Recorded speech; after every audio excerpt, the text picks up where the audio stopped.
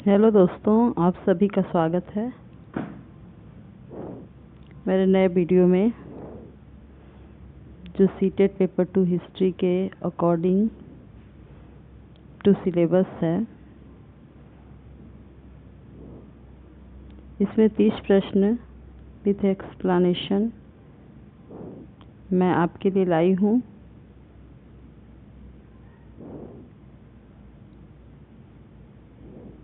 जो इस प्रकार हैं।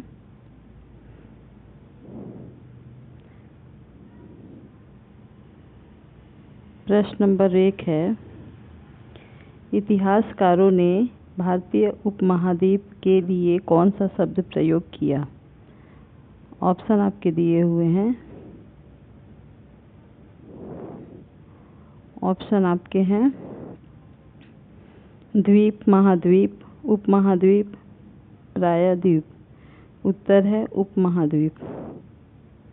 तो उत्तर क्या है? उपमहाद्वीप। उत्तर है उपमहाद्वीप। चलिए आगे बढ़ते हैं। नीचे इसकी व्याख्या दी हुई है। व्याख्या कुछ इस प्रकार है। भारत, पाकिस्तान, बांग्लादेश, नेपाल, भूटान और श्रीलंका के भौगोलिक क्षेत्रों को भारतीय उपमहाद्वीप कहा जाता है। ये जो प्रश्न है आपका सीटेट के लिए महत्वपूर्ण है, तो कृपया इसे ध्यान से देखें। चलिए आगे बढ़ते हैं। प्रश्न नंबर 2 है आपका, भीमबेटका किस कारण प्रसिद्ध है? तो ऑप्शन है आपके लौह उद्योग, शैल चित्र, समुद्री व्यापार और विश्वविद्यालय। तो सही उत्तर है आपका शैल चित्र। सही उत्तर क्या है? शैल चित्र। नीचे इसकी व्याख्या दी हुई है।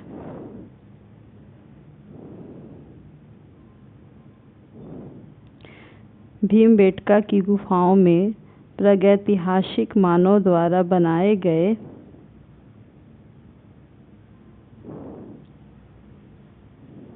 शैल चित्र मिले हैं, जो उनके जीवन और संस्कृति की जानकारी देते हैं। प्रश्न नंबर 3। प्रश्न नंबर 3 है आपका, नर्मदा घाटी किस लिए प्रसिद्ध है? तो ऑप्शन है आपके चाय उत्पादन, प्रारंभिक मानव के अवशेष, कपास उत्पादन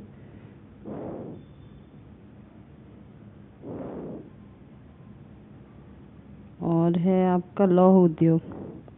तो इसका सही उत्तर है प्रारंभिक मानव के अवशेष। सही उत्तर क्या है? प्रारंभिक मानव के अवशेष। इसकी व्याख्या कुछ इस प्रकार दी हुई है। दोस्तों, मैं बीच बीच में व्याख्या इसलिए करवा रही हूँ क्योंकि आजकल सीटेट पेपर में असेशन और रीजन से क्वेश्चन पूछे जाते हैं, तो इसीलिए थोड़ा बहुत डिटेल जानकारी ज़रूरी है। तो कृपया आप इसे ध्यान से देखें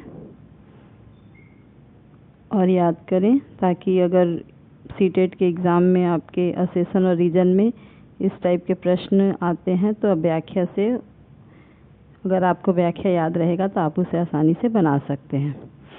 व्याख्या है, नर्मदा घाटी से प्रारंभिक मानव के जीवाश्म और पत्थर के औजार मिले। नर्मदा घाटी से क्या मिले? प्रारंभिक मानव के अवशेष मिले। प्रश्न नंबर 4 है आपका, सुलेख क्या होता है?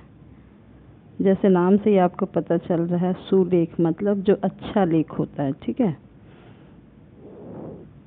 तो आपके ऑप्शन दिए हुए हैं सुंदर लेखन कला, चित्रकला, मूर्तिकला, संगीत। तो आपका आंसर है सुंदर लेखन कला। आंसर है आपका सुंदर लेखन कला। इसकी व्याख्या कुछ इस प्रकार है। कृपया व्याख्या आप ध्यान से देखें। प्राचीन पांडुलिपियों में सुंदर अक्षरों में लिखने की कला को सुलेख कहते हैं। ठीक है, प्रश्न नंबर 5 है, इतिहास में दशक कितने वर्षों का होता है? ऑप्शन आपके दिए हुए हैं 5 वर्ष, 10 वर्ष, 50 वर्ष और 100 वर्ष। तो आंसर आपका बी है 10 वर्ष। आंसर आपका क्या है? बी 10 वर्ष। चलिए आगे चलते हैं।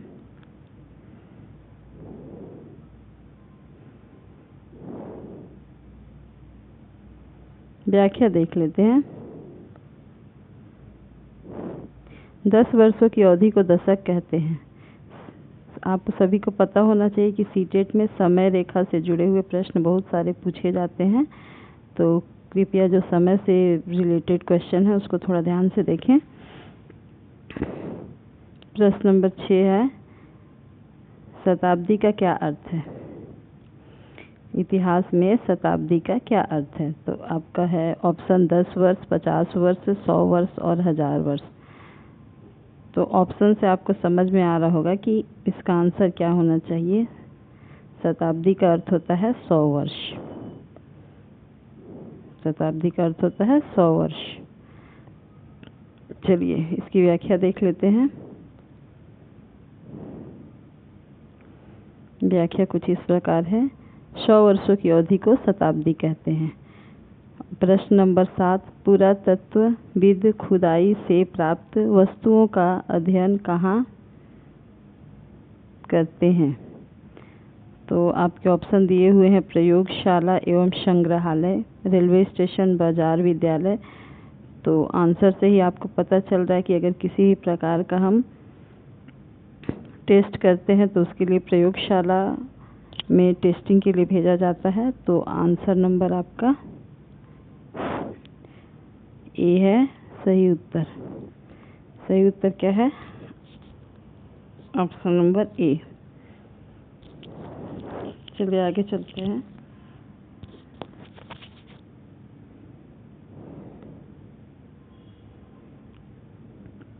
व्याख्या देख लेते हैं। खुदाई से प्राप्त वस्तुओं की वैज्ञानिक जांच प्रयोगशाला में की जाती है और उन्हें संग्रहालयों में सुरक्षित रखा जाता है। प्रश्न नंबर 8 है, तामपात्र का उपयोग मुख्यतः किस लिए किया जाता था? पहले के समय में तामपात्र का उपयोग किस लिए किया जाता था, क्वेश्चन है। तो इसका ऑप्शन इस प्रकार है, भोजन बनाने के लिए, राजकीय आदेश और भूमि दान लिखने के लिए, हथियार बनाने के लिए, खेती करने के लिए। तो तामपात्र पर क्या किए जाते थे? राजकीय आदेश और भूमि दान लिखने के लिए। राजकीय आदेश और भूमि दान लिखने के लिए उपयोग किए जाते थे।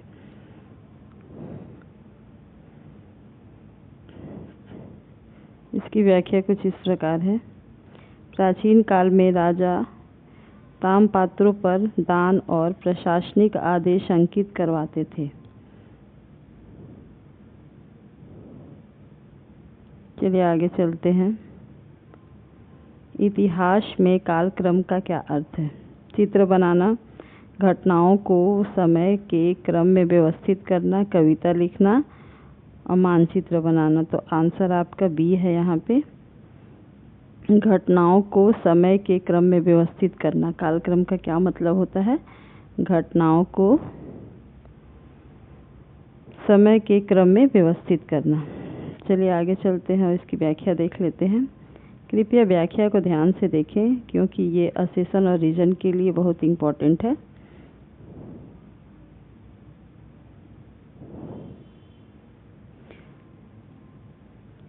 व्याख्या है, कालक्रम से इतिहास की घटनाओं को सही समय क्रम में समझाना आसान होता है।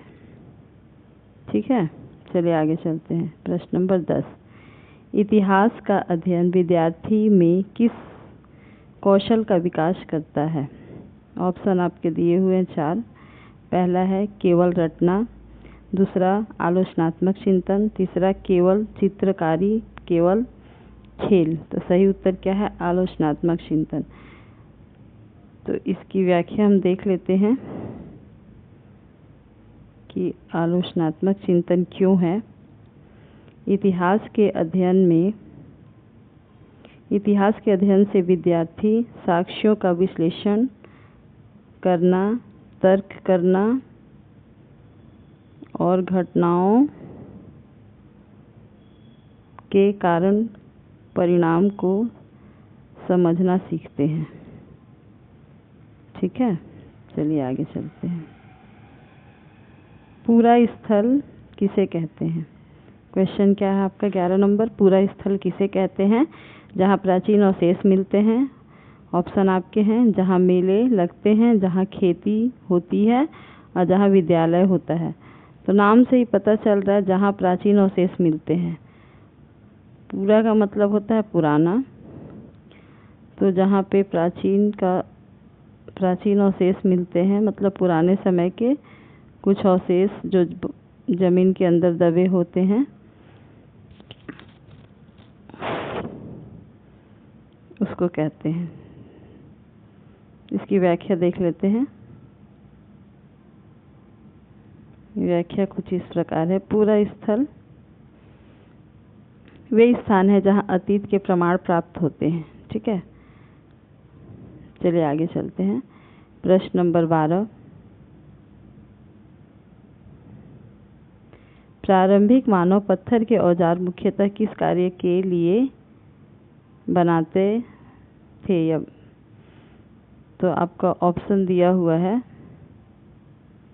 ऑप्शन नंबर ए है शिकार और भोजन को काटने के लिए, खेलने के लिए, व्यापार करने के लिए, पूजा करने के लिए।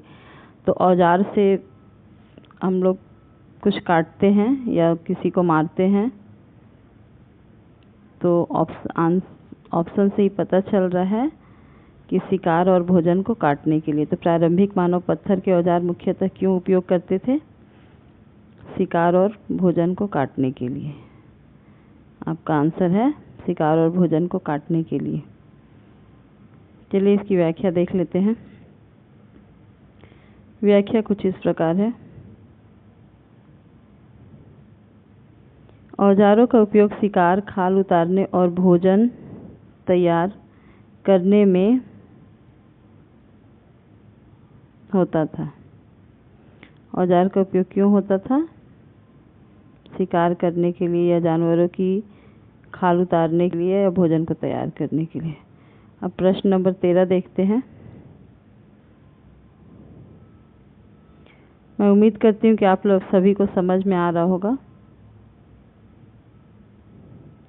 प्रश्न नंबर 13 है, पुरातत्वविद किस वस्तु की आयु ज्ञात करने के लिए किसी वस्तु की आयु ज्ञात करने के लिए किसका अध्ययन करते हैं? तो किसी भी वस्तु की आयु को ज्ञात करने के लिए आप अवशेष, ऑप्शन दिया हुआ है अवशेष का, मौसम का, समाचार का, कविता का। तो ऑप्शन से ए नंबर जो है वो सही है, क्योंकि अवशेष से ही हम पता लगा सकते हैं। ठीक है, चलिए आगे चलते हैं।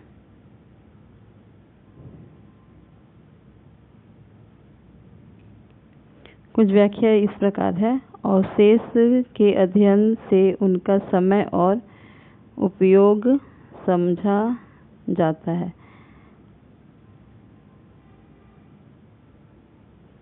प्रश्न नंबर 14 देखते हैं। प्रारंभिक मानव समूह में क्यों रहता था? क्वेश्चन क्या है कि प्रारंभिक मानव समूह में क्यों रहता था? तो आपका ऑप्शन दिया हुआ है सुरक्षा और सहयोग के लिए, मनोरंजन के लिए, व्यापार के लिए, कर वसूलने के लिए। तो आंसर होगा आपका ऑप्शन नंबर ए, सुरक्षा और सहयोग के लिए। आंसर आपका होगा सुरक्षा और सहयोग के लिए। इसकी व्याख्या कुछ इस प्रकार है।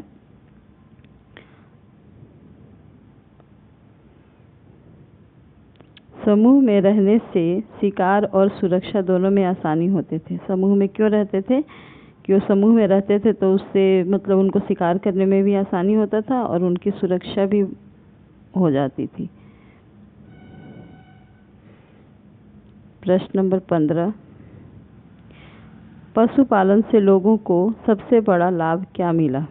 ऑप्शन आपके दिए हुए हैं, नियमित भोजन और श्रम, केवल मनोरंजन, केवल व्यापार, केवल यात्रा। तो ऑप्शन ए जो है वो राइट आंसर है, नियमित भोजन और श्रम का आंसर क्या है? नियमित भोजन और श्रम। इसके पीछे की व्याख्या क्या है देख लेते हैं।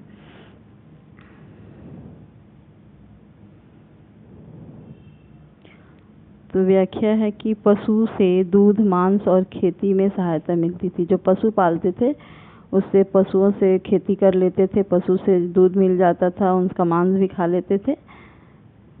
ठीक है। प्रश्न नंबर 16 देखते हैं, प्रारंभिक किसान बीज बोने का सही तरीका कैसे पहचानते थे? जो पहले के किसान थे वो बीज जो बोना है वो सही बीज है कि नहीं है वो कैसे पहचानते थे? तो ऑप्शन दिया हुआ है आपके, ऋतुओं का निरीक्षण करके, घड़ी देख के, समाचार देखकर, कैलेंडर ऐप से। तो ऋतुओं का निरीक्षण करके आंसर आपका है ऑप्शन नंबर ए, ऋतुओं का निरीक्षण करके।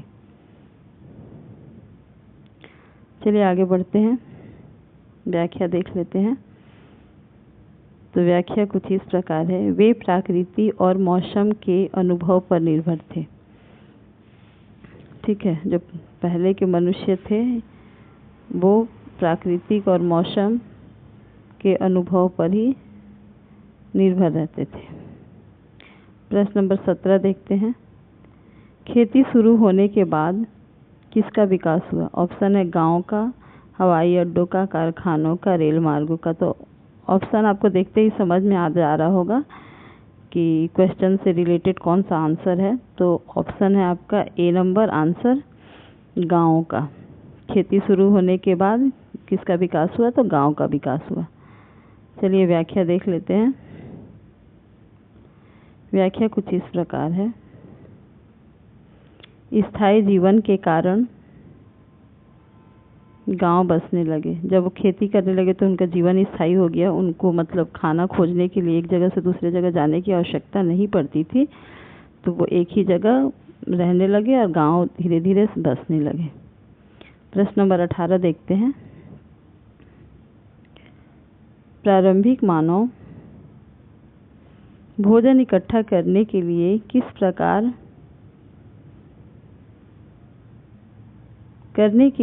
किस पर निर्भर था? तो प्रारंभिक मानव भोजन इकट्ठा करने के लिए जंगल और नदियों, ऑप्शन आपका दिया हुआ है बाजार, कारखाने और दुकान। तो उस समय बाजार और दुकान, कारखाना ये सब तो नहीं था, तो किस पे निर्भर थे आए? तो जंगल और नदियों पर। जंगल और नदियों।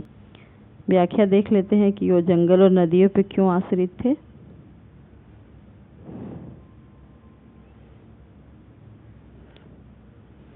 सॉरी, व्याख्या तो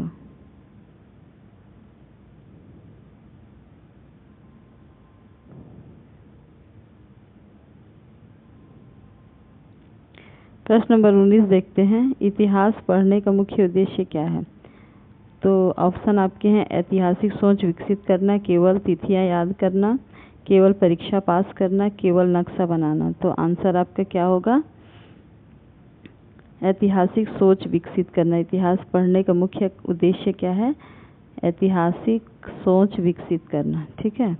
क्वेश्चन पढ़ने से और आंसर ऑप्शन देखने से आपको आंसर समझ में आ जा रहा होगा कि आंसर क्या है। तो कृपया क्वेश्चन को ध्यान से पढ़ें जिससे आपको आंसर आसानी से समझ में आ जाए। चलिए आगे चलते हैं।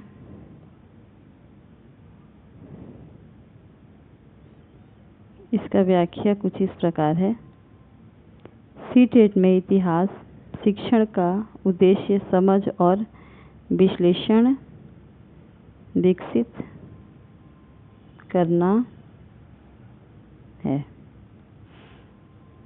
चलिए प्रश्न नंबर 20 देखते हैं, प्रारंभिक मानव द्वारा उपयोग किए गए औजार अधिकतर किस पत्थर से बनाए जाते थे? तो ऑप्शन है आपका चर्ट, संगमरमर, ग्रेनाइट, स्लेट। तो आंसर होगा आपका चर्ट, आंसर होगा चर्ट। चलिए आगे चलते हैं।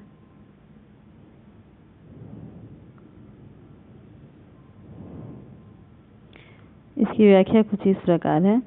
चर्ट जैसे पत्थर आसानी से तेज धार वाले औजार बनाने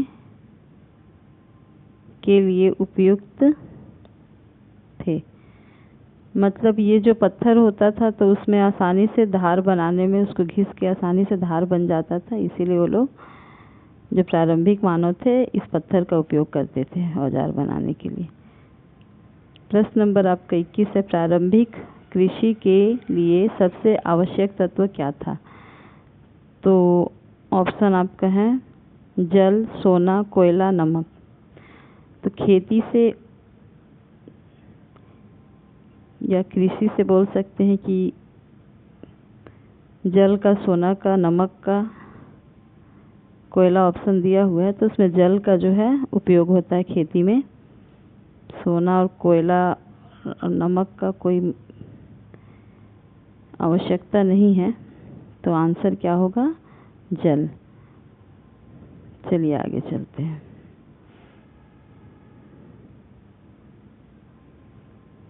प्रश्न नंबर 22 है, इतिहास में भौतिक अवशेष का अध्ययन किस शाखा द्वारा किया जाता है? भौतिक अवशेषों का अध्ययन किस शाखा द्वारा किया जाता है? तो आपका ऑप्शन दिया हुआ है, पहला है पुरातत्व, दूसरा है अर्थशास्त्र, तीसरा है समाजशास्त्र, चौथा है राजनीति शास्त्र। तो आंसर आपका होगा पुरातत्व। आंसर क्या होगा? पुरातत्व। चलिए आगे बढ़ते हैं। प्रश्न नंबर 23, प्रारंभिक किसान फसल काटने के लिए क्या उपयोग करते थे? ऑप्शन आपके हैं पत्थर की दरांती, लोहे की मशीन, ट्रैक्टर, हार्वेस्टर। तो आंसर है आपका लोहे की दरांती।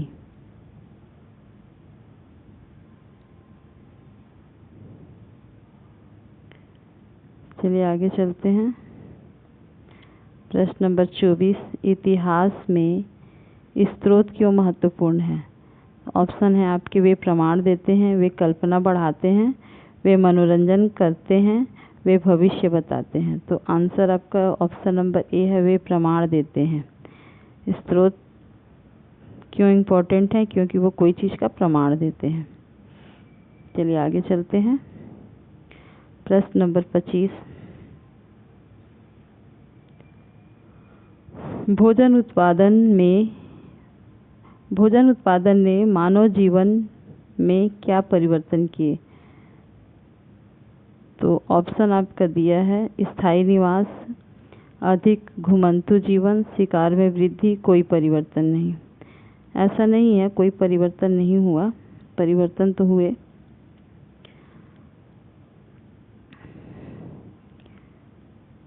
भोजन उत्पादन से क्या हुआ कि मनुष्य एक जगह स्थायी रूप से रहने लगा। तो आंसर आपका होगा स्थायी निवास। चलिए प्रश्न नंबर 26 देखते हैं। पुरातत्वविद खुदाई में मिले अवशेष का रिकॉर्ड क्यों रखते हैं? पुरातत्व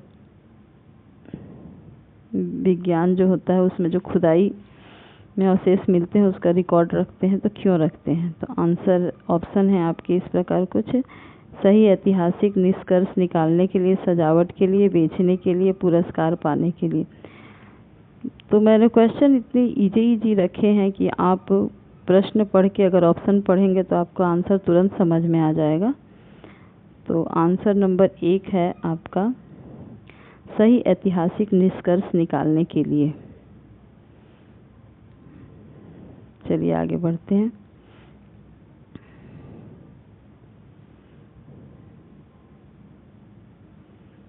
प्रश्न नंबर 27 है, प्रारंभिक मानव की जीवन में सहयोग का क्या महत्व था?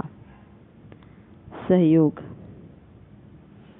आप लोग क्वेश्चन में की पॉइंट खोजने का कोशिश करिएगा जो आंसर से रिलेटेड होगा।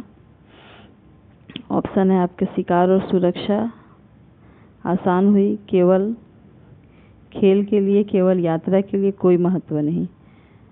तो ऑप्शन ए नंबर इसका आंसर होगा। शिकार और सुरक्षा में आसानी हुई। एक दूसरे सहयोग का अर्थ होता है एक दूसरे की मदद करना। तो अगर एक दूसरे का सहयोग आदमी करता है तो उससे शिकार, प्रारंभिक मानव जो एक दूसरे की सहायता करते थे तो उससे उनको शिकार में और उनकी सुरक्षा करने में सहायता मिलती थी। चलिए आगे चलते हैं। प्रश्न नंबर 28। किस अध्ययन में प्रारंभिक किसानों और पशुपालकों का वर्णन मिलता है? तो ऑप्शन है आपके प्रथम किसान एवं पशुपालक, अशोक एक अनोखा सम्राट। ऑप्शन नंबर सी है नए प्रश्न और विचार, राज्य, राजा और प्रारंभिक गणराज्य। तो किसान से रिलेटेड जो है इसमें एक ही तो ऑप्शन दिख रहा है आपका, प्रथम किसान एवं पशुपालक। ऑप्शन नंबर ए इसका आंसर होगा। चलिए आगे चलते हैं। प्रश्न नंबर 29 है। सीटेट में इतिहास पढ़ते समय किस शिक्षण विधि पर अधिक बल दिया जाता है? ठीक है, तो ऑप्शन है आपके गतिविधि आधारित शिक्षण। ऑप्शन नंबर बी है केवल रटना, केवल व्याख्यान, केवल गृह कार्य। तो आंसर होगा आपका गतिविधि आधारित शिक्षण। व्याख्या कुछ इस प्रकार है। सीटेट बाल केंद्रित और गतिविधि आधारित शिक्षण पर विशेष ध्यान देता है। ठीक है, अब आपका प्रश्न नंबर 30 है।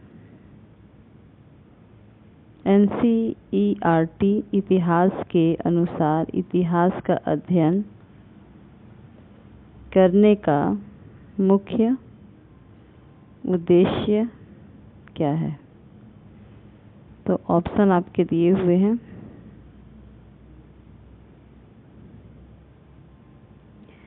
अतीत को समझकर वर्तमान को समझना, केवल तिथियां याद करना, केवल युद्धों का अध्ययन करना, केवल राजाओं के नाम याद करना। तो इसका आंसर है आपका अतीत को समझकर वर्तमान को समझना। मतलब अगर हमें पहले के बारे में पता है या हम अगर प्राचीन समय को समझते हैं तो उससे हम लोगों को वर्तमान समझने में आसानी होती है। उसकी व्याख्या कुछ इस प्रकार दिए हुए हैं।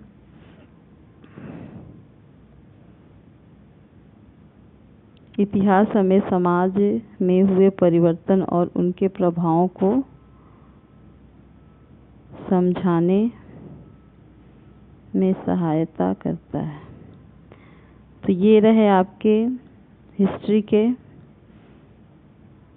सिलेबस से रिलेटेड चैप्टर 1, 2, 3 के क्वेश्चन।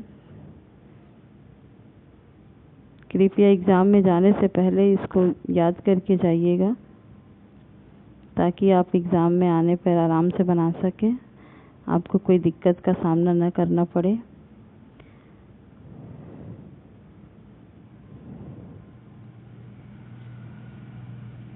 अगर मेरा चैनल आप सभी को अच्छा लग रहा है या मैं जो वीडियो बना रही हूँ आप सभी को पसंद आ रहा है तो please like, share and subscribe करें। कमेंट करें कि और आपको किस टाइप का वीडियो चाहिए। Thank you for watching my video.